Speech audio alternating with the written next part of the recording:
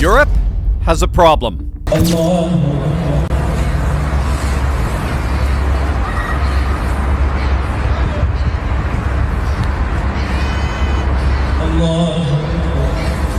The scenes you're witnessing are not from Riyadh or Cairo or Islamabad. They're from Copenhagen, in Denmark, one of the most progressive, welfare-loving nations on the face of the earth. And yet, it is precisely this left-wing country that's decided to actually do something about this, big time. While European politicians across the continent have been tiptoeing around political Islam for decades, one tiny Scandinavian country just dropped a legislative bombshell that's shaking Brussels, terrifying globalists, and quietly inspiring every conservative in the Western world. For decades, Denmark believed what every Western European government believed, that immigration was a net good, that integration was possible, and that with enough time and, enough welfare, new arrivals from the Middle East and North Africa would become productive, assimilated Danes, right? In certain neighborhoods of Copenhagen, Aarhus, and Odense, something had gone deeply wrong. Danish was no longer the primary language on the street. Sharia-compliant social norms were enforced, not by the state, but by community pressure.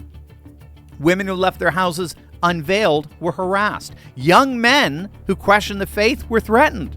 Schools were reporting that Danish children were being told by their classmates that their country, their culture, their civilization was inferior. These were not parallel societies in the sense of harmless cultural diversity. These were enclaves operating under a different legal and moral framework than the Danish constitution, a state within a state. Denmark's response to this was hardly subtle. In 2018, they banned the burqa and the niqab in all public spaces. First offense, you have to pay 1,000 kroner. Second offense, 10,000 kroner. The European press flipped out. They called it Islamophobic. Human rights organizations demand Denmark reverse course.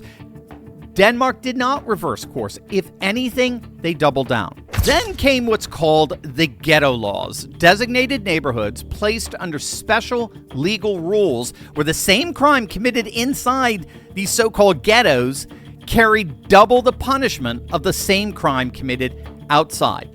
Toddlers as young as 1 year old in ghetto-designated areas were required by law to attend 25 hours per week of mandatory state daycare, where they were taught Danish values, Christmas traditions, democratic norms, gender equality, and parents who refused, they lost their welfare benefits. The bureaucrats in Brussels had an absolute conniption. The European Court of Justice actually eventually ruled the policy discriminatory, but Danish officials kept going. Then came the 2026 escalation. And where the escalation came from is what's so mind-blowing.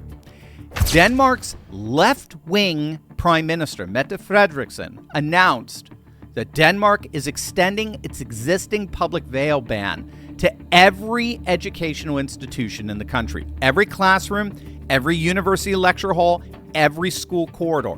You want to attend a Danish school? You got to follow Danish rules.